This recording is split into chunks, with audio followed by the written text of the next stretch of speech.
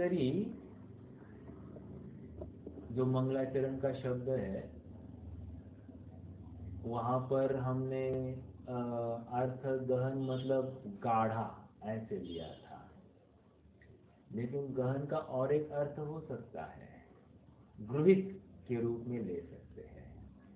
मतलब वर्तमान भव में अनेक अनेक प्रकार से कैसे ग्रहण किया, उसकी बात अपन गहन करी में ले सकते हैं। तो इस न्याय से दो अपेक्षा से इसका मंगलाचरण समझना चाहिए। एक तो पहले को और पुष्ट करना, और दूसरा इस भव में नवीन उपार्जन करना, उसको भी गहन करी ऐसा अपन ले सकते हैं। पांचवा अधिकार हम देख रहे हैं, और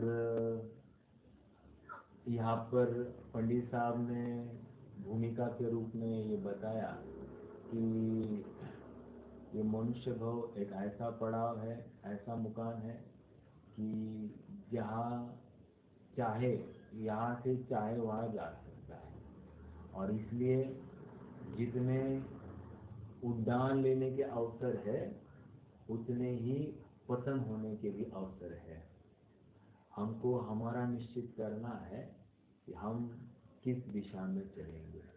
और यहाँ पर लोक में भी कहते हैं तू तुझा जीवनाचा शिल्पकार, और ये हमारे यहाँ पर भी 100% लागू होती है। हम ही हमारे जीवन के शिल्पकार है कि किस दिशा में इसका मूर्तिकरण किया जाए, ये हमको ही तय करना है।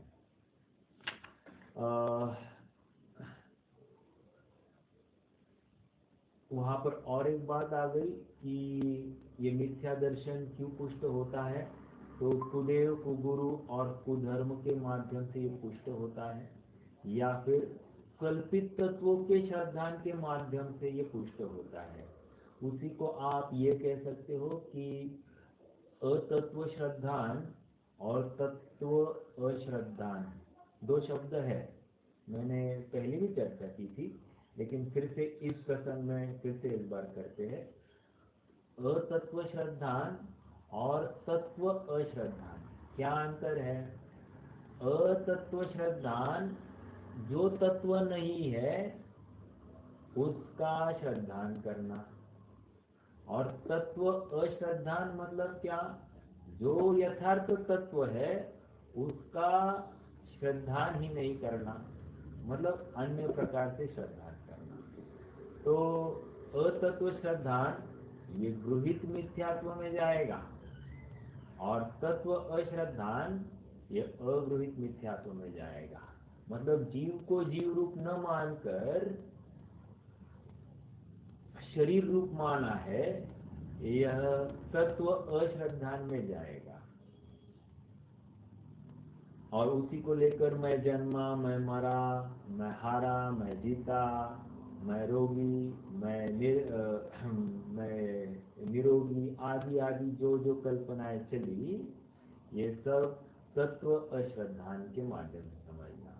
लेकिन अतत्व श्रद्धान गृहीत मिथ्यात्व, यहाँ पर नवीन धर्म के नाम पर नवीन उपार्जन करना, ये अतत्व श्रद्धान में लिया जाएगा। और एक बात आई, कुशास्त्रों का श्रद्धान पूर्वक अभ्यास करना। कुशास्त्रों का अभ्यास करने में कोई हर्जा नहीं है, लेकिन कुशास्त्रों का श्रद्धान पूर्वक अभ्यास करना यही हितकारी है ऐसा सोच कर करना, तो ये मिथ्या ज्ञान। और जिसमें कषायों का सेवन हो और कषायों को धर्म रूप प्रवृत्ति कही जाए तो मिथ्या चारित्र। जैसे लोक में सोमवार मंगलवार आदि वार करते हैं, या फिर किसी देवी को बाल चढ़ाने की बात होती है, इसमें धर्म मानने की कल्पना, ये सब यहाँ पर जाएंगे मिथ्या चारित्र के अंतर्गत। ठीक है, तो ये चर्चा आ गई। अब इन्हीं का विशेष बतलाते हैं। ये पैराग्राफ थोड़ा सा हमारा चालू हो गया था लेकिन हमने रोक दिया था, तो उसकी चर्चा अब प्रारंभ करते हैं। ये paragraph is nothing but a guideline for the next 2 अध्याय, मतलब इस अध्याय और अगले अध्याय की एक गाइडलाइन है कि क्या क्या निरूपण करने वाले हैं। इसका मतलब पंडित साहब के ज्ञान में प्रकरण क्या क्या आने वाला है और कैसे उसको रखना है, ये ऑलरेडी निश्चित था। आप सोचिए, ये 2 अध्याय लगभग 100 पेजेस के आसपास है। कितने? 100 पेजेस के आसपास। तो आप सोचिए कि 100 पेजेस की विषय वस्तु ये धारणा में रखे हुए थे, तो आप इनके बुद्धि बल का आपको इसका अंदाजा आएगा। एक बात ये है, और दूसरी बात, ये 5वां अध्याय में अन्य मत का जहाँ पर निराकरण किया है वहाँ पर लगभग 100-150 उनके अन्य मत के ग्रंथ पढ़े होंगे, तब जाकर उन्होंने ये सब लिखने में वे सफल हुए। ये अर्थात इतना गहराई से अभ्यास किया और फिर भी पतित नहीं हुए। देखो ये क्यों हुआ?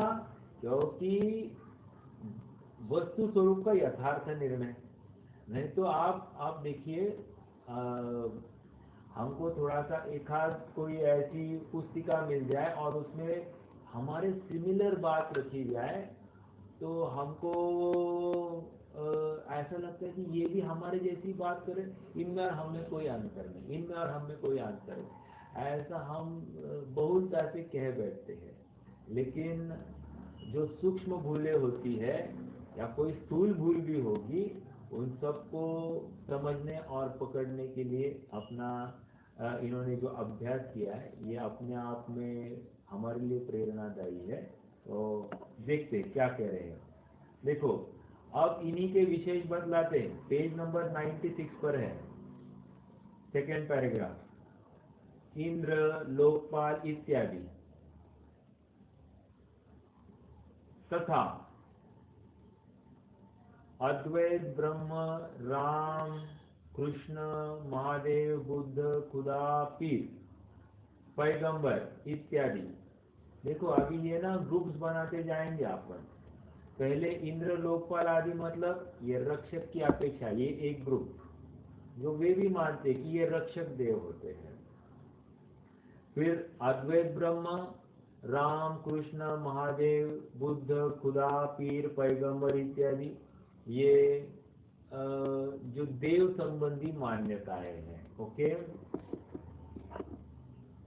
तथा हनुमान, भैरव, क्षेत्रपाल, ये क्या होंगे? भक्त। क्या है ये? भक्त। देखो ये सेट बनाते जा रहे हैं अपन आगे। देवी, दहाड़ी, सती इत्यादि तथा शीतला, चौथ, सांझी, गणगौर, होली इत्यादि। तो देवी, दहाड़ी, सती ये माताएं हो गई। ओके। आगे शीतला, चौथ, सांझी, गणगौर, होली इत्यादि ये पर्व सापेक्ष माताएं हो गई। इनकी पूजा किसी विशिष्ट पर्व को लेकर चलती है।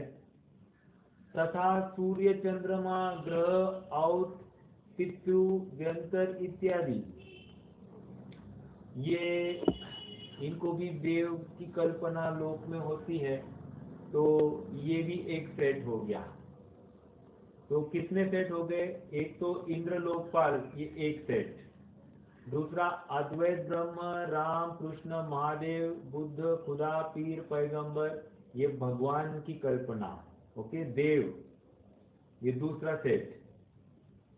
हनुमान, भैरव, क्षेत्रपाल, ये भक्त, ये तीसरा सेट हो गया। देवी, दहाड़ी, सती, ये माताएं, ये चौथा सेट।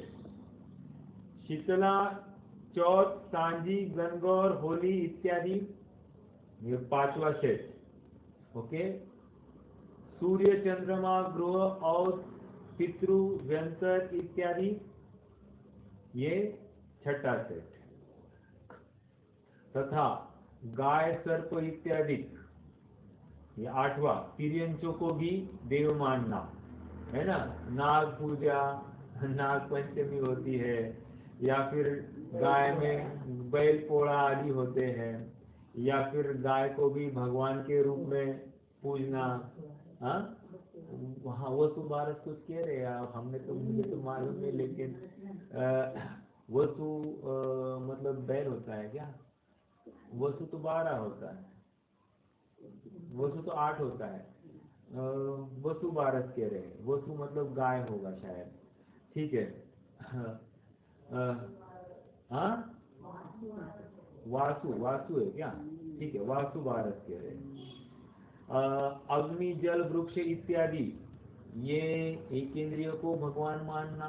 जल की पूजा करते हैं लोग, या फिर अग्नि को भी देवता मानते हैं लोग, या फिर वृक्ष, बड़ का वृक्ष होता है, उसको भी पूजते हैं लोग, और उनसे अपना कार्य सिद्ध करना चाहते हैं, परंतु वे कार्य सिद्धि के कारण नहीं है।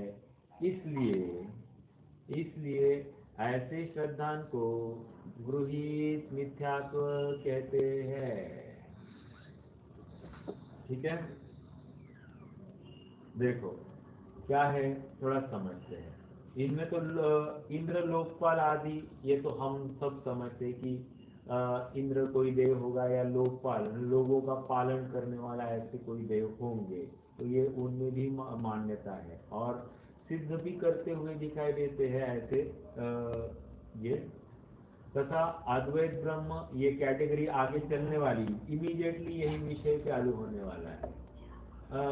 पेज नंबर 96 से ही ये अद्वैत ब्रह्म, राम कृष्ण महादेव बुद्ध आदि, और इनके आधार पर जो धर्म चलते हैं, जो मान्यताएं चलती, उसकी चर्चा चालू होगी। भक्त मतलब हनुमान भैरव क्षेत्रपाल, ये पेज नंबर 173 पर है। 173 पर से वहां पर हनुमान की बात आ गई, हनुमान आदि की चर्चा आ गई, पेज नंबर 173। आप चाहो तो वहां पर बुक में नोट कर सकते हो। तो 173 पेज से चालू हो गई। देखो, क्षेत्रपाल, पद्मावती आदि को पूजने का निषेध, तो वो वहां पर क्षेत्रपाल आदि आया।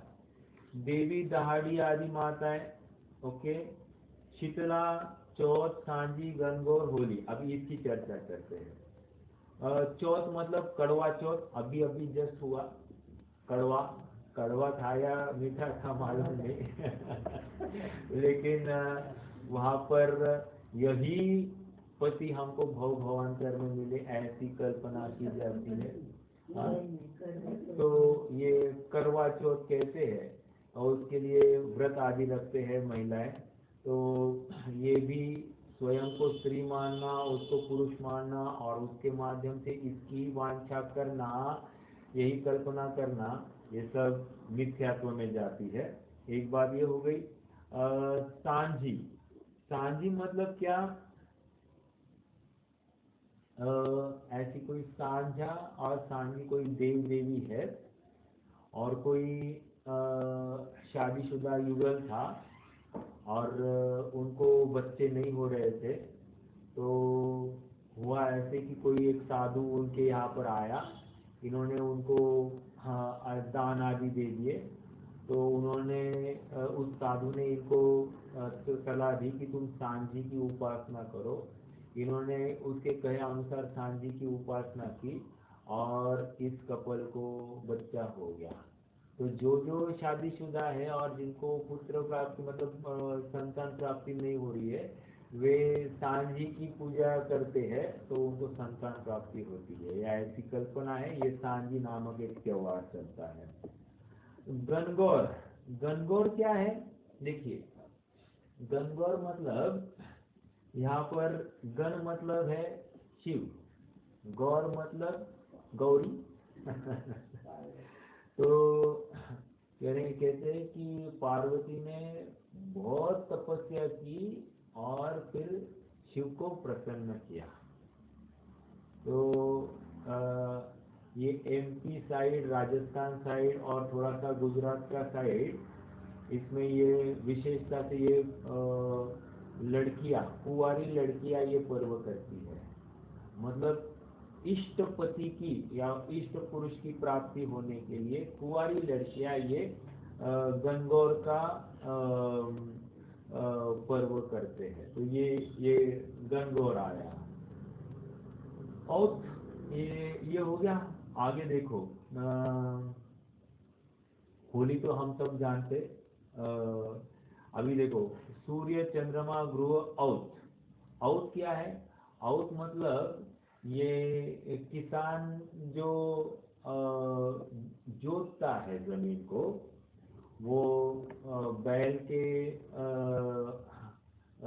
गले पर वो उसका आड़ा बार होता है और एक ऐसा सीधा बार जो टेपरिंग होता है, और वो उसमें कुछ नांगर जैसे, नांगर मतलब वो जमीन को सॉफ्ट करने जैसा होता है, उसी में वो बीज भी बो सकता है, ऐसी कुछ वो व्यवस्था, तो उसको औत कहते हैं। तो ऐसे जो औजार है उसकी पूजन आदि करना, ये औत औत ऐसा कोई पर्व है। और क्या है? पितृ। पितृ मतलब ये अभी जस्ट भाद्रपद में हुआ या इसमें, भाद्रपद के ही माह में पितृपक्ष होता है। तो कह रहे ये 15 पितृ मतलब पितर मतलब अपने पूर्वजों संबंधी, और पक्ष मतलब यहाँ पर 15 दिन का समूह, मतलब हमारे मान लीजिए पूर्वज किसी दिन गए होंगे तो उनकी वो तिथि, वो चतुर्थी होगी, प्रथमा होगी, प्रतिपदा होगी, द्वितीया होगी, उसके अनुसार वो उस दिन कुछ मिष्टान्न आदि बनाना और खिलाए जाए गायों को आदि को। तो ये कहते हैं कि ये पितृ आदि पालना या व्यंतर इत्यादि, ये इनकी चर्चा भी 164 पर है, शायद 164 पर है, हम देखेंगे उसको भी। लेकिन ये इस प्रकार ये सेट्स बनाए हैं इस जीव की मिथ्या मान्यता संबंधी। कितने कितने अवसर है, आप जस्ट इन्होंने कुछ कुछ कहे हैं, उसके आधार पर कितने विशेष होंगे ये हमको अलग से लगाना, ठीक है। लेकिन लगभग 30 तो इन्होंने यहाँ पर गिना है, मतलब गृहित मिथ्यात्व के अवसर तो इन्होंने 30 गिनाए हैं। और ऐसे जीव नाना, कर्म नाना, लब्धि नाना, तो जीव नाना, परिणाम नाना, और चाहे उस प्रकार से वे धर्म की कल्पना कर सकते हैं। तो शायद इसमें ऐसी मान्यता हम में, भले ही हम ऐसी कोई डायरेक्टली नहीं करते होंगे, लेकिन इनडायरेक्टली ऐसी कोई मान्यता अपने में हो तो उसका भी खंडन होना चाहिए। समझ में आया? जैसे फॉर एग्जाम्पल सूर्य चंद्रमा। सूर्य चंद्रमा का क्या पर्व होता है? वो तो सूर्य नमस्कार करते हैं, वो होता ही है। लेकिन सूर्य नमस्कार सचमुच वो अपने चक्रवर्ती अपने 96वीं मंजिल पर जाकर वे संक्रांति के दिन, मकर संक्रांति के दिन वे वहाँ के जिन बिंबों के दर्शन करते हैं, और इसलिए वो सूर्य नमस्कार कहा जाता है। और अब अज्ञानियों ने सूर्य को देखकर पानी बहाने को उसको सूर्य नमस्कार की कल्पना कर दिए, तो अज्ञान है। अब ये चंद्र का कैसे, ये कोजागिरी आदि क्या है, ठीक है। तो ये चंद्र की अपेक्षा, या फिर जो मुस्लिम भाई है ये भी वो ईद के चांद को ही के अनुसार ही वो अपने पर्व को मनाते हैं। तो ये सब अपन उसमें लगा सकते। तो इनकी अपेक्षा से धर्म की कल्पना करना ये सब मिथ्यात्व है, ठीक है। मिथ्या दर्शन, मिथ्या ज्ञान, चारित्र, क्योंकि श्रद्धा विपरीत है तो मिथ्या दर्शन वो कहीं उसके संबंधी शास्त्र लिखे हैं और उसको धर्म का आधार दिया गया है, तो उसको हम मिथ्या शास्त्र कहेंगे या मिथ्या ज्ञान कहेंगे। और वैसे ही किसी का आचरण पाया जा रहा है, उस आचरण को अपन मिथ्या चारित्र कह रहे हैं। समझ में आया? ऊपर के पैराग्राफ को यहाँ पर नीचे एलैबोरेट करके समझाया है। हाँ, वहाँ उनका अन्यथा श्रद्धान कैसे होता है तो कहते हैं। अब प्रकरण यहाँ से चालू होगा। प्रकरण थोड़ा सा गंभीर है और भाषा भी थोड़ी सी टफ है, लेकिन घबराने की बात नहीं है। ये अभ्यास से या थोड़े विशेष उपयोग से अपन इस विषय को समझ पाएंगे। ओके, घबराना बिल्कुल नहीं, और नहीं समझ में आ रहा है तो इसको बार बार पढ़ना है। जितने बार पढ़ेंगे तो सहज ही विषय भी सुलभ होता हुआ दिखाई देगा। भाषा थोड़ी सी क्या होती है कि ये भाषा हिंदी प्रांतीय होने की अपेक्षा हमको थोड़ी सी पल्ले पड़ने में थोड़ी सी देर लगती है, लेकिन फिर भी हम प्रयास करेंगे।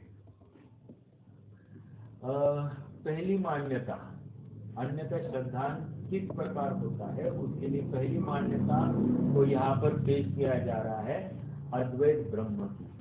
ओके, अद्वैत ब्रह्म की पहली मान्यता है। अब यहाँ पर अद्वैत ब्रह्म को दो अपेक्षा से खड़ा किया जा रहा है। एक तो अद्वैत ब्रह्म सर्वव्यापी है, इस मान्यता को लेकर वे लगभग 2 पेजेस पेश करेंगे। और अद्वैत ब्रह्म सृष्टि करता है, सृष्टि का करता है, इस मान्यता को लेकर अद्वैत ब्रह्म की बात है, उस बात का भी खंडन करने के लिए आगे फिर से विषय लिखेंगे। तो ये 2 अपेक्षा है। कौन सी? अद्वैत ब्रह्म सर्वव्यापी है और एक अद्वैत ब्रह्म सृष्टि का करता है। ऐसी 2 अपेक्षा यहाँ पर समझना। वैसे अद्वैत ब्रह्म मतलब क्या? द्वैत और अद्वैत। देखो, प्रवचन सार में 2 नयों की चर्चा है। एक है द्वैत नय और एक है अद्वैत नय, है ना? तो द्वैत नय में क्या होता है? द्वैत नय में ज्ञान और ये भिन्न भिन्न है, पृथक है, ऐसा जो नय हमको दिखाता है, ये द्वैत नय है। और अद्वैत नय ज्ञान और ज्ञेय किसी अपेक्षा से अपृथक है, क्योंकि ज्ञान और ज्ञेय जो झलका है, वो झलका वो तो ज्ञान की अपनी परिणमन है, इसलिए वो अपृथक है, वो अद्वैत नहीं। बराबर। अपने यहाँ पर भी द्वैत और अद्वैत की कल्पना क्या है की चर्चा है, और उसको नए की भाषा में द्वैत नय और अद्वैत नय बताया गया है। अब आप थोड़ा सा नोटिस करेंगे, अद्वैत ब्रह्म को अपृथक माना गया, मतलब अद्वैत ब्रह्म और ये पूरे विश्व ये अलग अलग नहीं, एक ही है, इसी की रचना है, ऐसा वे मानते हैं। क्या कहा? ये पूरा विश्व और ब्रह्म ये सब एक ही है, उसी की रचना है, न्यारे न्यारे नहीं है, ऐसा वे मानते हैं। तो किस प्रकार है तो बता रहे हैं।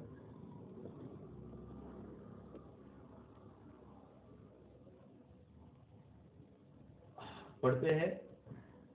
अद्वैत ब्रह्म को सर्वव्यापी एक, सर्व का कर्ता दो। देखो मैं जानबूझ के 1 और 2 कर रहा हूं, क्यों? सर्वव्यापी ये ऊपर का हेडिंग है, सर्वव्यापी अद्वैत ब्रह्म। और सर्व का कर्ता, देखो एक पेज पलटिए, पेज नंबर 99 पर, सृष्टिकर्तावाद का निराकरण, तो वो अद्वैत ब्रह्म वहां पर पॉइंट नंबर 2। तो आप चाहो तो अद्वैत ब्रह्म सर्वव्यापी वहां पर 1 कर दीजिए, या एक रोमन 1 कर दीजिए, और सर्व का कर्ता ये रोमन 2 कर दीजिए। तो कोई है नहीं, मतलब ये जो कल्पना है क्या, अद्वैत ब्रह्म एक तो सर्वव्यापी है और दूसरा वह सर्व का कर्ता है। तो यहाँ पर इमीडिएटली पहले बोल दिया सो है नहीं, तो ऐसा है नहीं। ओके, अब प्रथम उसे सर्वव्यापी मानते। तो अब हम किसकी चर्चा कर रहे हैं यहाँ पर, सर्वव्यापी अद्वैत ब्रह्म की चर्चा करेंगे। प्रथम उसे सर्वव्यापी मानते हैं, मतलब कोई मान्यता है, कोई मत है जो अद्वैत ब्रह्म को सर्वव्यापी, सर्व जगह पर व्यापा हुआ है ऐसा मान रहा है। तो सर्व पदार्थ तो न्यारे न्यारे प्रत्यक्ष है। इमीडिएटली पहले ही तर्क दिया, प्रत्येक पदार्थ हमको अलग अलग दिखाई दे रहा है। जैसे मैं अलग हूँ, ये लैपटॉप अलग है, या फिर मेरा बेटा, मेरी पत्नी, मेरी माता, ये घर सब अलग अलग दिखाई दे रहा है। तो सर्व अलग अलग दिखाई दे रहे हैं, न्यारे न्यारे प्रत्यक्ष है, तथा उनके स्वभाव न्यारे न्यारे देखे जाते हैं और उनके स्वभाव भी अलग अलग है। ओके, प्रत्येक द्रव्य एक स्वभाव वाला थोड़ी दिखाई दे रहा है, अलग अलग स्वभाव वाला है। उन्हें एक कैसे माना जाए, इनका मानना तो इन प्रकारों से है। तो इनका मानना किस किस प्रकार से है, इसके लिए 6 प्रकार बताए जा रहे हैं। कितने, अद्वैत ब्रह्म को 6 प्रकार से ये अब खंडित करेंगे। मतलब सर्वव्यापी अद्वैत ब्रह्म को 6 प्रकार से खंडन करेंगे पंडित साहब। अब देखो क्या क्या कह रहे हैं। पहले तो एक उदाहरण दे रहे हैं कि सेना किसे कहते हैं। तो कह रहे हैं कि जहाँ पर पैदल हो, नौदल हो, या फिर घोड़ों का दल हो, हाथियों का दल हो, आदि आदि जो है, इन सबके समूह को क्या कहा, सेना कहा। लेकिन इसका मतलब क्या है कि वो सेना और जो दल है ये पृथक पृथक थोड़ी है। जैसे 1 दर्जन कहा और 12 कहा, 12 एंटिटी और 1 दर्जन, ये अलग अलग थोड़ी है, ये एक ही है। तो ये न्यारे न्यारे कैसे आप कह रहे हो। देखो पढ़ते हैं। एक प्रकार तो यह है कि सर्व न्यारे न्यारे है, उनके समुदाय की कल्पना करके उनका कुछ नाम रख ले। जैसे घोड़ा, हाथी आदि भिन्न भिन्न है, उनके समुदाय का नाम सेना है। ठीक है, मतलब घुड़दल है, हाथी का दल है, पैदल है आदि जो है, उन सब का समूह क्या कहा जाता है, सेना। उनसे भिन्न कोई सेना वस्तु नहीं है, मतलब सेना नाम की कोई वस्तु नहीं है, सेना मतलब यही सब। ओके, तो इस प्रकार से सर्व पदार्थ जिनका नाम ब्रह्म है, वह ब्रह्म कोई भिन्न वस्तु तो सिद्ध नहीं हुई, कल्पना मात्र ही ठहरी। मतलब यहाँ पर कह रहे हैं कि ब्रह्म सर्व जगह पर है ना, सर्व को व्याप रहा है, अर्थात हर चीज में ब्रह्म है। तो कह रहे हैं कि लेकिन हमको प्रत्येक वस्तु अलग अलग दिखाई दे रही है और उसका स्वभाव भी अलग अलग दिखाई दे रहा है, और इसलिए वो वस्तु थोड़ी ब्रह्म हो सकती है, नहीं हो सकती है। तो फिर भी इसकी कल्पना की है, तो ये काल्पनिक हो गई, और इसलिए ये अद्वैत ब्रह्म की मान्यता योग्य नहीं है, क्योंकि वो न्यारे न्यारे दिखाई देते हैं। देखो आप इसमें अंडरलाइन कीजिए, हाथी समुदाय, समुदाय ये शब्द आप अंडरलाइन कीजिए। दूसरा, ब्रह्म कोई वस्तु, भिन्न वस्तु तो सिद्ध नहीं हुई, अर्थात वो कोई भिन्न नहीं है, वो इन्हीं में से एक है। ओके, तो ये एक बात हो गई। पहला तर्क दिया उन्होंने, संख्या अपेक्षा हम सबको एक नहीं कह सकते, अलग अलग है। ओके, एक बात ये हो गई। यहाँ पर इस पैराग्राफ को आप 1 लिख दीजिए। तो सर्व पदार्थ तो न्यारे न्यारे प्रत्यक्ष है, उसका ही ये एलैबोरेशन हुआ। क्या ऊपर के पैराग्राफ में लिखा ना, सर्वव्यापी मानते तो सर्व पदार्थ तो न्यारे न्यारे प्रत्यक्ष है। तो हम प्रत्यक्ष देख रहे कि प्रत्येक पदार्थ डिफरेंट है। भले ही एक अखंड हम कह दे, लेकिन उसमें जाति अपेक्षा से हम कदाचित कह सकते। जैसे एक होता है महासत्ता, महासत्ता की अपेक्षा सारा विश्व एक है, क्योंकि वह तन्मात्र क्या अस्तित्व मात्र की अपेक्षा से उसको सभी द्रव्यों को एक कहा जाता है। लेकिन जब अवान्तर सत्ता आती है तो वहां पर उस जाति की अपेक्षा से कथन किया जाता है। कहने की बात इतनी है कि यहाँ पर ब्रह्म अलग है और अन्य पदार्थ भी अलग अलग पृथक दिखाई दे रहे हैं, तो आप उनको एक कैसे कह रहे हो? ये न्यारे न्यारे ही है। ठीक है। दूसरा तर्क अब यहाँ पर पढ़ेंगे। ये पहला पैराग्राफ मतलब पहला तर्क है। एक में कौन सा? सर्व न्यारे न्यारे है, उनके समुदाय की कल्पना करके उसका कुछ नाम रख ले। जैसे घोड़ा हाथी आदि भिन्न भिन्न है, उनके समुदाय का नाम सेना है। ओके, तो समुदाय को एक कहना उसको सेना है, उससे भिन्न सेना कोई वस्तु नहीं है। मतलब सेना और वो सेना के इंग्रेडिएंट्स वो एक ही तो चीज है। आप सेना अलग है और इंग्रेडिएंट्स अलग है, ऐसे कैसे कहते हो? ठीक है। तो इस प्रकार से सर्व पदार्थ जिनका नाम ब्रह्म है, वह ब्रह्म कोई भिन्न वस्तु तो सिद्ध नहीं हुई। मतलब वो क्या कहते हैं कि ब्रह्म एक अलग एंटिटी है, तो ऐसा अलग नहीं दिखाई दे रहा है। ओके, वो कल्पना मात्र ही ठहरा। अब दूसरा तर्क देखिए। पहला तर्क यह संख्या अपेक्षा सबको एक कहने की बात हो गई। दूसरी एंटिटी तथा, आप ये जो पैराग्राफ पढ़ रहा हूं उसको आप 2 ऐसा कर दीजिए, क्योंकि यहाँ पर 6 तर्क दिए जाएंगे। 6 तर्क कौन से ये अपन देख रहे हैं। दूसरा तर्क है जो अद्वैत ब्रह्म का सर्वव्यापी अद्वैत मान्यता का खंडन करना है। तथा एक प्रकार यह है कि व्यक्ति अपेक्षा तो न्यारे न्यारे है।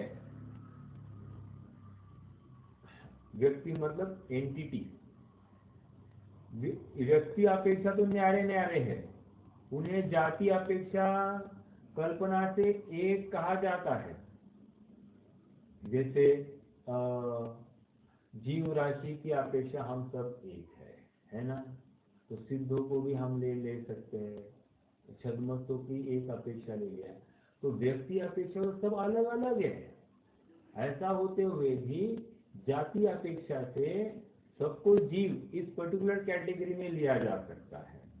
तो व्यक्ति अपेक्षा तो न्यारे न्यारे है, उन्हें जाति अपेक्षा से कल्पना से एक कहा जाता है। जैसे 100 घोड़े हैं, तो व्यक्ति अपेक्षा तो भिन्न भिन्न है, एक एक एंटिटी अलग अलग है कि नहीं है 100 ही है। उनके आकार आदि की समानता देखकर एक जाति ठहरे, आकार आदि या प्रकार आदि की मान्यता से एक जाति हो गई, ये सब घोड़े हैं। ओके, परंतु वो जाति उनसे कोई भिन्न ही तो है नहीं। मतलब जाति और व्यक्ति में फर्क नहीं है, ये सब घोड़े हैं। भले अलग अलग एंटिटी है लेकिन सब घोड़े। ये इतना क्यों कह रहे हैं? ये ब्रह्म अलग चीज है और विश्व अलग चीज है, ऐसी कोई बात नहीं है, ये यहाँ पर सिद्ध करना है। और ये कह रहे हैं कि ब्रह्म सर्वव्यापी है, अर्थात हर चीज में व्यापा है। ये आपकी कल्पना ठीक नहीं है। यदि आप सर्वव्यापी कह रहे हो तो ब्रह्म समान आत्मा सर्व जगह पर व्याप्त है या सर्व में है, ये हम स्वीकार करता है। जैसे ब्रह्म स्वभावी आत्मा मेरा है, वैसे ब्रह्म स्वभावी आत्मा आपका है, वैसे और किसी जीव का है। तो ब्रह्म स्वभावी आत्मा हम मानते हैं, लेकिन वही ब्रह्मा यहाँ पर है, वही ब्रह्मा आप में, वही ब्रह्मा आप में है, वैसे का वैसा नहीं, वही का वही वही कह रहे हैं, वही वही नहीं है। भली जीव अपेक्षा सब एक कहते हुए भी सबकी अपना अपना अस्तित्व अलग अलग है, व्यक्ति अलग है, जाति एक है। और इस प्रकार यदि सभी के किसी एक जाति अपेक्षा एक ब्रह्म माना जाए तो ब्रह्म कोई भिन्न तो सिद्ध हुआ नहीं। तो कह रहे हैं यदि उनकी सबकी एक जाति मानी तो फिर ब्रह्म अलग नहीं है, ब्रह्म भी वही हो जाएगा, जो कि बात स्वीकृत नहीं हो सकती। ये दूसरा तर्क दिया अद्वैत ब्रह्मवादी का खंडन करने के लिए। पहला तर्क था कि वहां पर ब्रह्म और जीव ये कह एक ही तो है, अलग अलग कहाँ कह रहे हो। ओके, मतलब मनुष्य है, तिरंज है, ये सब जीव तो है, इनको आप एक यूनिट की अपेक्षा देखते हो तो उसमें अलगपना कुछ भी नहीं है। और फिर भी इन सब का समूह एक जीव है, वैसे ही ब्रह्मा भी उसी में आ गया। तो आप न्यारे कहाँ हुए, तो सर्वव्यापीपना आपका भाषित नहीं हो रहा है। एक बात हो गई, आप न्यारे नहीं हो, आप उनमें से कुछ एक चीज हो। दूसरी बात यहाँ पर कह दी कि भले ही जाति अपेक्षा से आप उनको एक में ले लो, लेकिन हर एक की व्यक्तिपना अलग अलग है, हर एक अलग अलग एंटिटी है। इस अपेक्षा से वे भी भिन्न, मतलब इस प्रकार से यदि सबको एक जाति अपेक्षा से एक ब्रह्म माना जाए तो ब्रह्म कोई भिन्न तो सिद्ध होता नहीं है। ओके, ये दूसरा बात हो गई। अब तीसरी बिंदु देखो, हमको इतना पढ़ने में और समझने में कितना बल लग रहा है। पंडित साहब ने इतनी गहराई से इस विषय को पढ़ा होगा और उसको फिर प्रस्तुत किया है हम आपके लिए, तो उनके बुद्धि बल का अनुमान हमको इस पे से आएगा कि कितना गहराई में और कितने सटीकता से पढ़ा है, विषय को कितने अच्छे से पकड़ लिया है उन्होंने, ये हमको समझ में आ रहा है। और एक एक बिंदु को हाईलाइट कर रहे हैं, मतलब एक एक पॉइंट को लेकर उन्होंने कैसे गलती ढूंढ कर निकाली है, इसका हमको विशेष ज्ञान यहाँ से हो रहा है। देखिए क्या कह रहे हैं। अब तीसरा बिंदु, तथा एक प्रकार यह है कि पदार्थ न्यारे न्यारे है, उनके मिलान से एक स्कंद हो उसे एक कहते हैं। मतलब अब क्या है कि मान लीजिए बूंद, एक एक बूंद मिलकर क्या हुआ, समुद्र हो गया। एक एक पृथ्वी का परमाणु मिलकर क्या हुआ, पृथ्वी हो गई। तो वैसे ही यहाँ पर कह रहे क्लस्टर रूप हो रहा है ना, तो कह रहे हैं कि ये जीव सब एक क्लस्टर है और उनका समूह सब ब्रह्म ही है, ऐसा अगर कोई कहे। देखो, तथा इस प्रकार एक प्रकार यह है कि पदार्थ न्यारे न्यारे हैं, उनके मिलान से एक स्कंद हो उसे एक कहते हैं। जैसे जल के परमाणु न्यारे न्यारे हैं, उनका मिलाप होने पर समुद्र आदि कहते हैं। तथा जैसे पृथ्वी के परमाणुओं का मिलाप होने पर घट आदि कहते हैं, मतलब अनेक पृथ्वी के परमाणु मिले घट हो गया। ठीक है, तो कह रहे घट और परमाणु अलग अलग थोड़ी है, एक ही है। जल और समुद्र अलग अलग थोड़ी है, एक ही है। क्योंकि जल समुद्र से भिन्न नहीं है, और समुद्र बना है तो जल के समूह से बना है। परंतु यह समुद्रादि व घटाधिक है, वे उन परमाणु से भिन्न कोई अलग वस्तु तो है नहीं। तो इस प्रकार से सर्व पदार्थ न्यारे न्यारे है, परंतु कदाचित मिलकर एक हो जाते हैं, वह ब्रह्म है, ऐसा माना जाए तो इनके अलग तो कोई ब्रह्म सिद्ध नहीं हुआ। मतलब क्या कहना चाह रहे हैं, यदि ये सब मिलकर एक ब्रह्म हो जाए तो ब्रह्म कोई अलग वस्तु है ऐसा कहाँ सिद्ध होता है? और आप कहते हैं कि ब्रह्म अलग है और उसने ये सब व्यवस्था की है, तो योग्य नहीं है, ये बात यहाँ पर सिद्ध कर रहे हैं। ओके, तो कह रहे यदि सब पदार्थ मिलकर एक ब्रह्म हो जाए तो फिर ब्रह्म अलग कहाँ हुआ? ब्रह्म और वस्तु एक ही हो गई, तो ब्रह्म अलग सिद्ध नहीं होता है।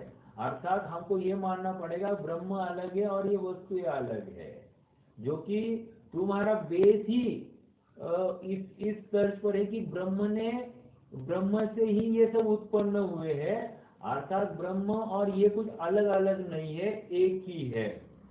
तो और कहते हो कि ब्रह्म अलग है और ये वस्तु अलग है, तो ऐसा आपके कथन में और मान्यता में दोष दिखाई दे रहा है।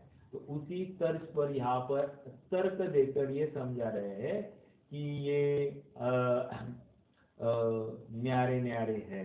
पहला क्या हुआ था? समुदाय अर्थात संख्या अपेक्षा एक कहना वो योग्य नहीं है, क्योंकि प्रत्यक्ष नारे नारे देखे जाते हैं। फिर दूसरा ये कहा कि जाति अपेक्षा से एक कहते हैं तो इसकी स्वतंत्र अस्तित्व ही दिखाई नहीं देता। एंटिटी अपेक्षा अगर हम न्यारे न्यारे कहते हैं तो अपने आप में ये न्यारे और वो न्यारा है ये दिखाई देता, तो ये उसका वो और ये एक थोड़ी सिद्ध होंगे, तो इसलिए ये भी अलग अलग हो गए।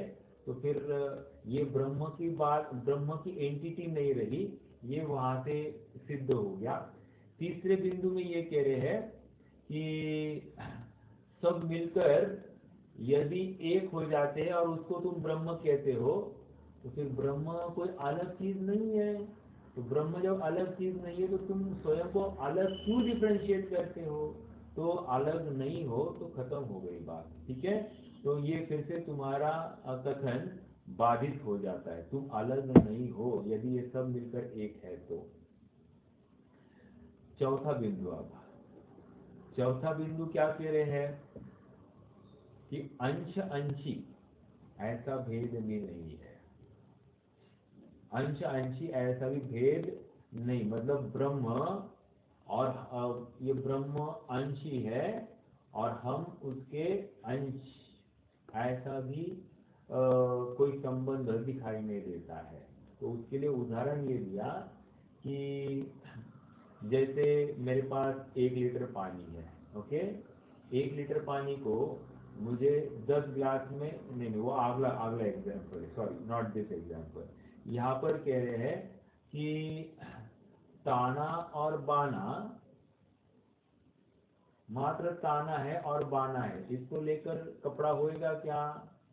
नहीं होगा। ताना और बाना का इंटरमेश ये कपड़ा है। फिर से कहता हूं, एक ताना है आड़ी लाइन वाला और एक बाना है ऐसी स्ट्रेट लाइन वाला, तो ऐसे दो धागों की दो धागे हैं, इसको हम कपड़ा नहीं कह सकते। हम कपड़ा कब कहेंगे? इनका जब मैचिंग होगा ताना और बाना का, तभी उसको हम कपड़ा कहेंगे। एक दूसरा कह रहे हैं ये हाथ पैर ये अंग थोड़ी है, ये मात्र हाथ और पैर ये अंग नहीं है, इनके होने से अंग ही नहीं होता है, इनकी विशिष्ट रचना, विशिष्ट लोकेशन, उसके माध्यम से अंग तैयार होता है। तो कह रहे हैं कि और एक जगह पर खिंचाव आए तो पूरा अंग हिलता है, अर्थात उनकी प्रॉपर मैचिंग होने पर, प्रॉपर रचना होने पर ही ऐसा हो सकता है। लेकिन तुम्हारे इसमें ऐसी बात घटित नहीं होती है। देखो अब यहीं पे पढ़ते हैं हम। तथा एक प्रकार यह है कि अंग तो न्यारे न्यारे है और जिसके अंग है वही अंगी एक है। अंग तो न्यारे न्यारे, हाथ अलग है, पैर अलग है, आंख अलग है, मुख अलग है, सब अलग अलग है ना, अलग है। जैसे नेत्र, हस्त, पाद मतलब पैर भिन्न भिन्न है, और जिसके यह है वह मनुष्य एक है। मतलब इन सबका प्रॉपर विशिष्ट लोकेशन और एक विशिष्ट बाइंडिंग, उससे बना एक मनुष्य, और वो एक है। ठीक है। तो इस प्रकार से यह सर्व पदार्थ तो अंग है, और जिसके यह है वह अंगी है। अंगी मतलब ब्रह्म। यह सर्वलोक विराट स्वरूप ब्रह्म का अंग है, ऐसा वो कहते हैं। क्या कहा? ये सर्व लोक जो है, ये इतना विराट स्वरूप ये ब्रह्म है। तो इसमें ये मानने में क्या तकलीफ है? देखो, ऐसा मानते हैं तो मनुष्य के हस्तपादादिक अंगों से परस्पर अंतराल होने पर तो एकत्वपना नहीं रहता। मतलब क्या? मेरे हाथ है, आपके पैर है, किसी और की आंख है, तो इनमें तो अंतराल है। अंतराल मतलब गैप है। तो गैप होने से अंग कहाँ बना? भले ही आंख, हाथ, पैर, मुख आदि के माध्यम से ये अंग अंग तो होता है, ऐसा होते हुए भी वो उसका अंश अलग अलग जगह पर है, तो इसको लेकर अंग तो होता नहीं है। ये क्यों कह रहे हैं? क्योंकि ब्रह्म सर्व जगह पर है ना, सर्व जगह व्याप्त है। तो वो अंतराल अंतराल में पड़े हैं सब वस्तुएं। तो कह रहे हैं कि ये अगर ऐसा मानते हो कि ये सब ब्रह्म ही है, तो अब क्या तकलीफ है? देखो, ऐसा मानते हैं तो मनुष्य के हस्तपादादिक अंगों में परस्पर अंतराल होने पर तो एकत्वपना नहीं रहता। जुड़े रहने पर ही एक शरीर नाम पाते हैं। तो लोक में तो पदार्थ परस्पर अंतराल भाषित है, मतलब पदार्थ गैप गैप में है, थोड़ी एक क्षेत्र में या ऐसे एक जगह पर है, सब जुड़े हुए हैं, प्रॉपर बाइंडिंग है, ऐसा थोड़ी दिखाई दे रहा है। सब पदार्थ प्रत्यक्ष हमको अलग अलग दिखाई दे रहे हैं। फिर उसका एकत्वपना कैसे माना जाए? अंतराल होने पर भी एकत्वपना माने तो भिन्नपना कहा माना जाएगा?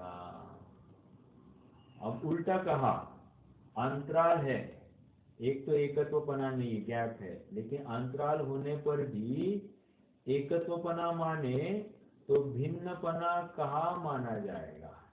फिर भिन्न भिन्न है ही नहीं, वो एक ब्रह्म ही हुआ, अलग कुछ पदार्थ ही नहीं है। तो आप न्यारे हो, ये कैसे सिद्ध हो गया? ओके, ये एक बात हो गई। दूसरी तकलीफ देखो, और ऐसा है, यदि ये ब्रह्म का ही अंग है ऐसा मानेंगे, तो आगे यहाँ पर सुख दुख आदि की बात तो आगे बताने वाले हैं कि मान लो किसी अंग में दुख हुआ तो साक्षात ब्रह्म को दुख होना चाहिए, किसी को वेदन हुआ, किसी को सुख हुआ तो उसको सुख होना पड़ेगा। तो अब एक जीव को लेकर सुख दुख है, तो इतने जितने जीव है इन सबको लेकर सुख दुख होगा तो वो कितनी हालत खराब हो जाएगी उस ब्रह्म की। तो ये उसका अंग नहीं है, ये मानने में कितनी अच्छाई है। ठीक है। तो इस न्याय से अद्वैत ब्रह्म की ये जो लिंकिंग है, ये इसके माध्यम से स्वीकार, अंग अंगी इस अपेक्षा से भी अद्वैत ब्रह्म अंगी और हम उसके अंग, ऐसा भी हम नहीं मानते, क्योंकि साक्षात प्रत्यक्ष अंतराल देखा जाता है, गैप है, डायरेक्ट जुड़ा नहीं। जैसे शरीर में हाथ पैर प्रॉपरली एक ही प्रॉपर बाइंडिंग के साथ में है, तब जाकर इसको अंग कहा जाता है। हाथ एक जगह पर, पैर एक जगह पर, इसको लेकर कोई बाइंडिंग नहीं है, गैप है, तो उससे कोई अंग बनता नहीं है। वैसे आपका भी, आप एक जगह पर, हम एक जगह पर, हम दोनों में गैप है, इसको लेकर अंश अंशीपना घटित नहीं होता, और इसको लेकर ब्रह्म और ये पदार्थ एक है, ये सिद्ध नहीं होता। ओके। और यदि अंतराल होते हुए भी एक पना माने तो भिन्न पना कहा जाएगा। मतलब अंतराल होने पर भी एकत्व माने तो भिन्नपना कहा माना जाएगा? फिर भिन्न भिन्न है ऐसा मानेंगे ही नहीं हम, वो तो ब्रह्म ही है ऐसा मानेंगे। तो तुम ब्रह्म भी कहते हो और तुम अंश भी कहते हो और तुम भिन्न भी कहते हो, तो दोनों अपेक्षा यहाँ पर घटित नहीं हो रही है। ठीक है, ये तीसरा बिंदु हो गया, सॉरी चौथा बिंदु हो गया।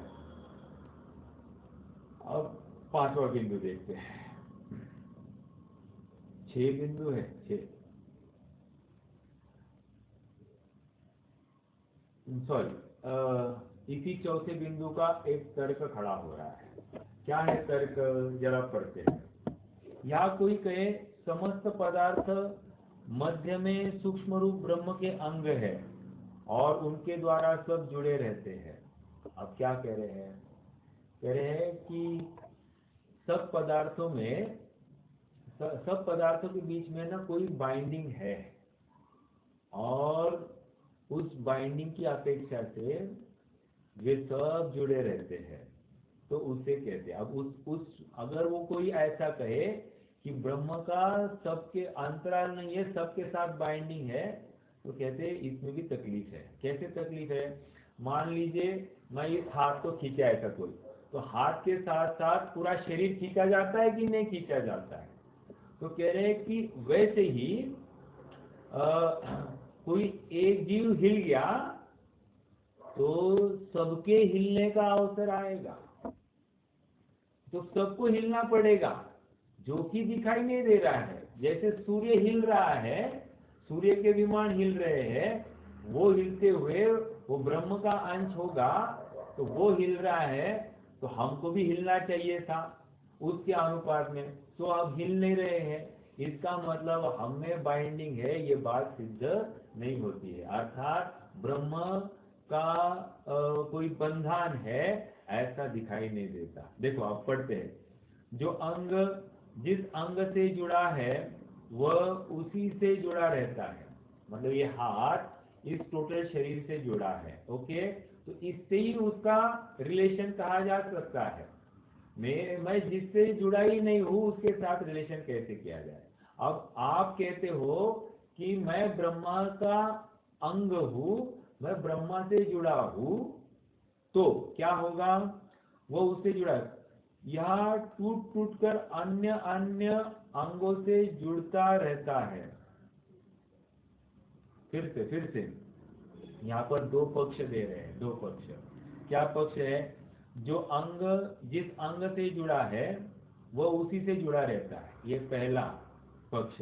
या टूट टूट कर अन्य अन्य अंगों से जुड़ा रहता है।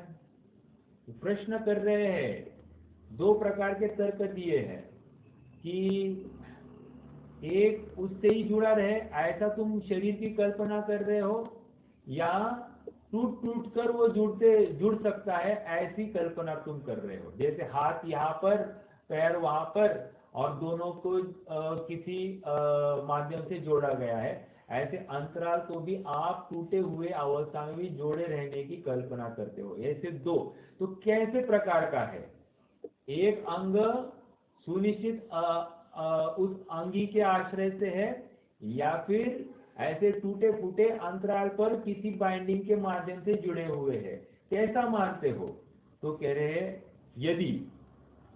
यदि पहली अपेक्षा एक अंग प्रॉपर लोकेशन पर हाथ पैर आदि है, ठीक है, प्रथम पक्ष ग्रहण करोगे तो सूर्यादि गमन करते हैं, उसके साथ जिन सूक्ष्म अंगों से वह जुड़ता है वे गमन करेंगे। समझ में आया? जैसे मैंने बताया सूर्य घूम रहा है, तो जिसकी जिसकी सूर्य के साथ बाइंडिंग है वो सब घूमने चाहिए। तो ऐसा इस प्रकार सर्वलोक अस्थिर हो जाएगा। ठीक है, जिस प्रकार शरीर का एक अंग खींचने पर सर्व अंग खींच जाते हैं, उसी प्रकार एक पदार्थ के गमन आदि करने से सर्व पदार्थों के गमन आदि होंगे, तो भाषित नहीं होता। तथा ये पहले पक्ष की बात कही, तथा द्वितीय पक्ष ग्रहण करेगा। द्वितीय पक्ष कौन सा था? देखो ऊपर लिखा है, या टूट टूट कर अन्य अन्य अंगों से जुड़ता रहता है। तो यदि द्वितीय पक्ष ग्रहण करेगा तो अंग टूटने से भिन्नपना हो ही जाता है। अंग अगर अलग हो गया तो भिन्न हुआ, बंधन कहाँ रहा? ये समझ में आया क्या आपको? तब एकत्वपना कैसे रहा? इसलिए सर्व लोक के एकत्व को ब्रह्म मानना कैसे संभव हो सकता है?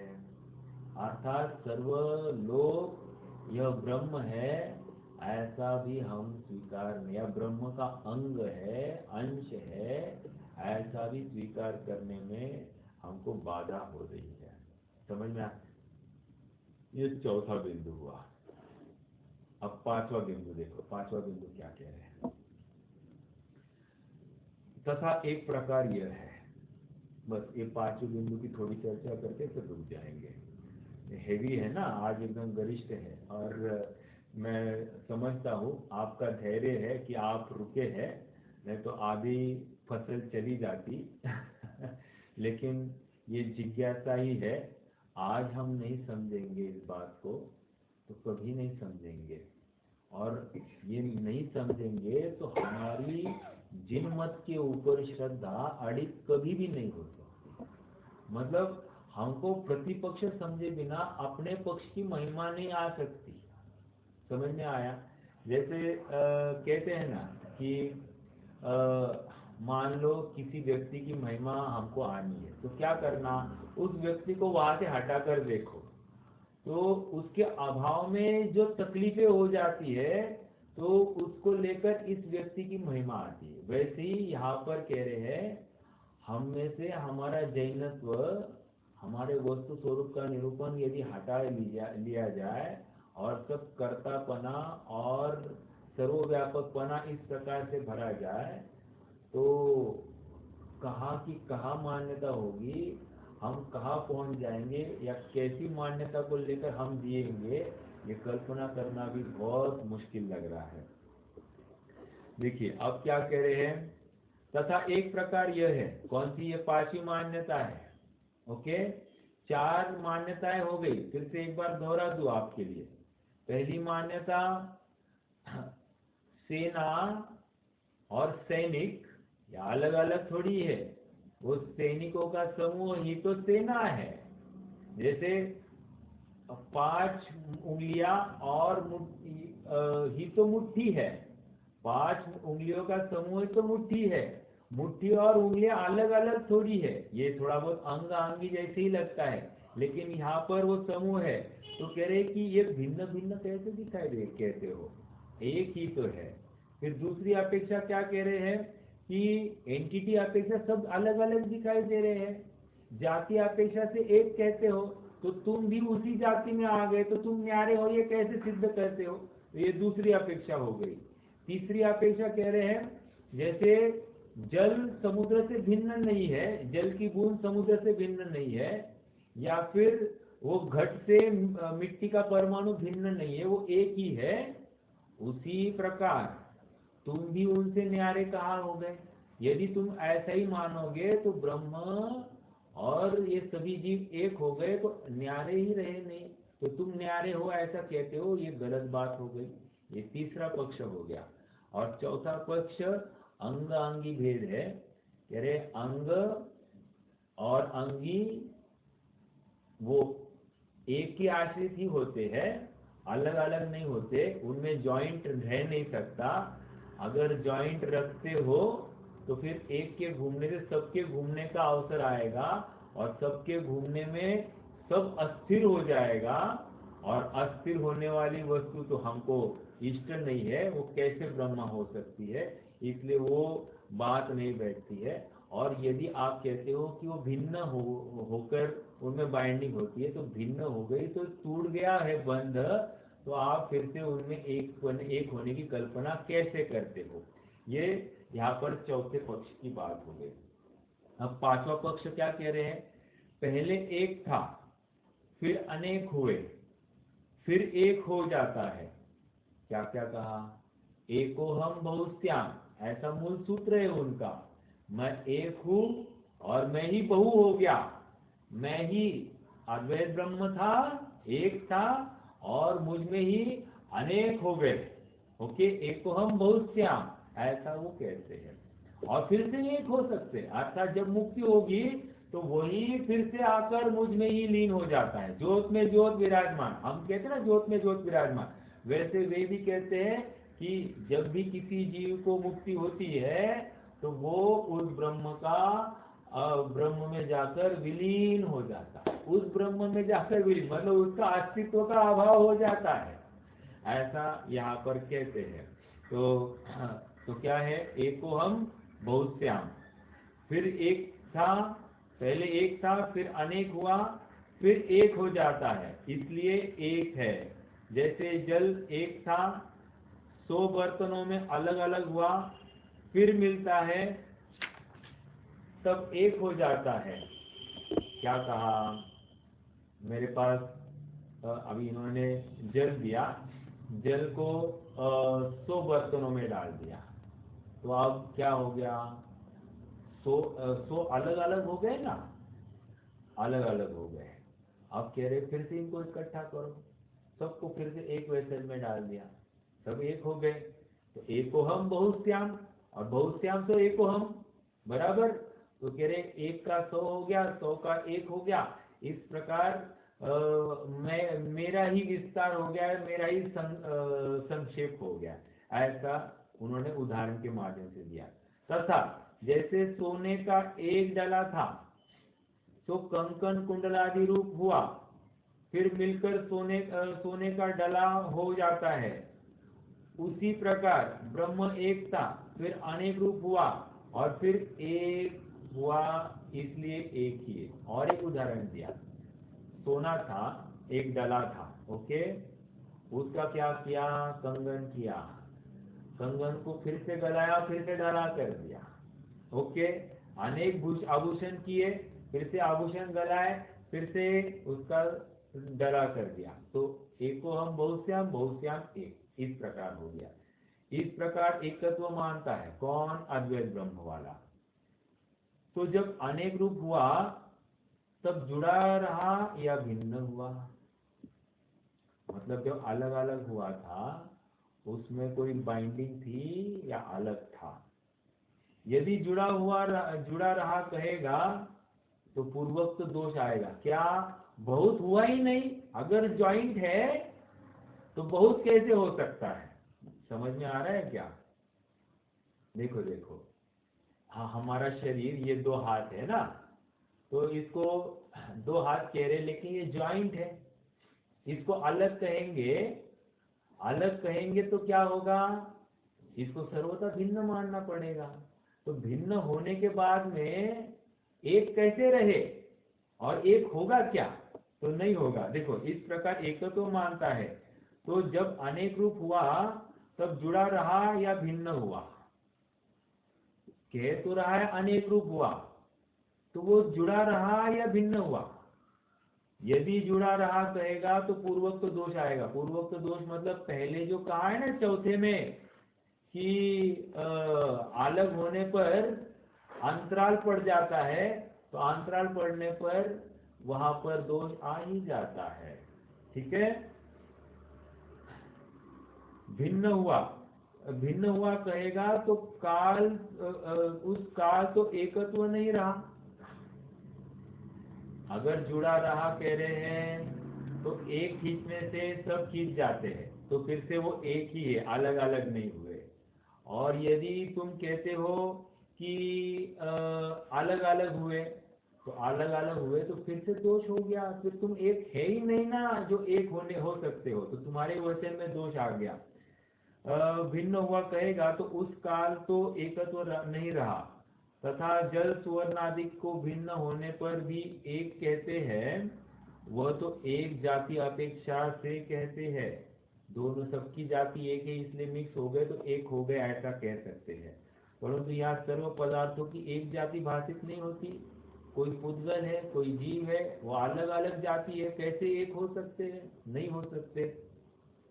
परंतु यहाँ सर्व पदार्थों की एक जाति भाषित नहीं होती। कोई चेतन है, कोई अचेतन है इत्यादि अनेक रूप है, उनकी एक जाति कैसे कहे।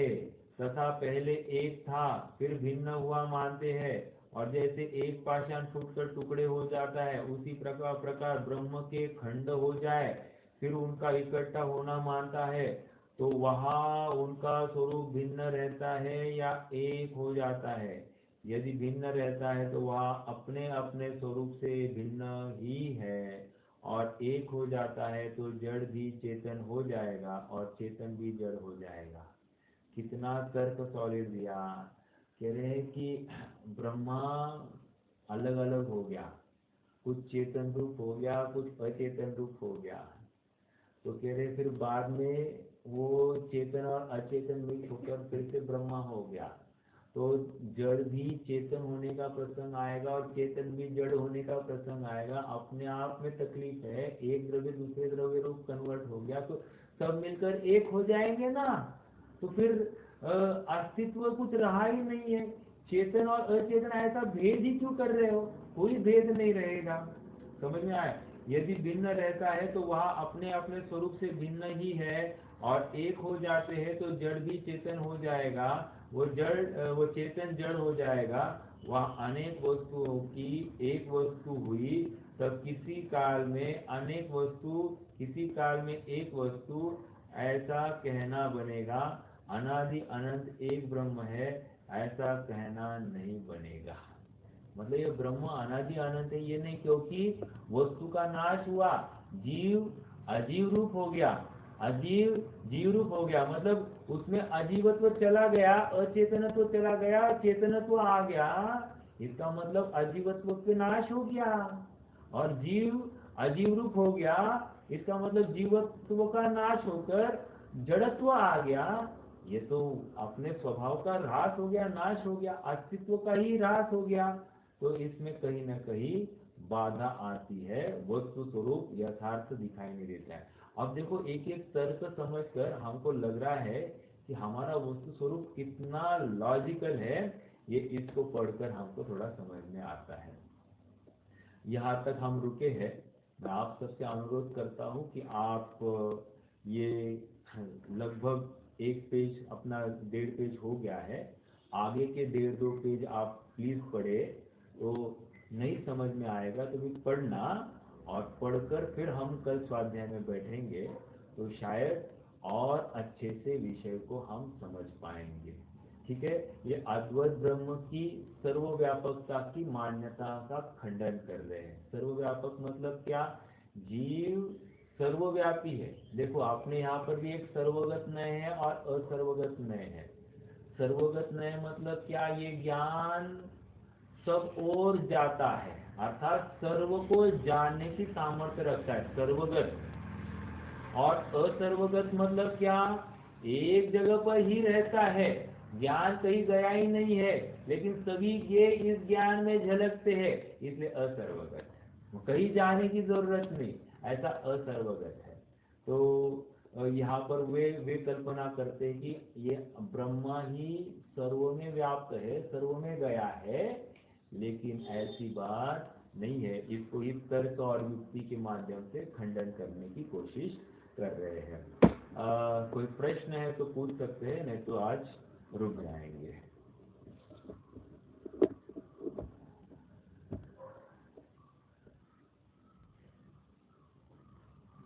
नहीं है प्रश्न, चलिए कोई बात नहीं। आप सबसे अनुरोध है कि फिर से एक बार पढ़ ले, कोई शंका होगी तो आप पूछ सकते हैं। ठीक है? धन्यवाद।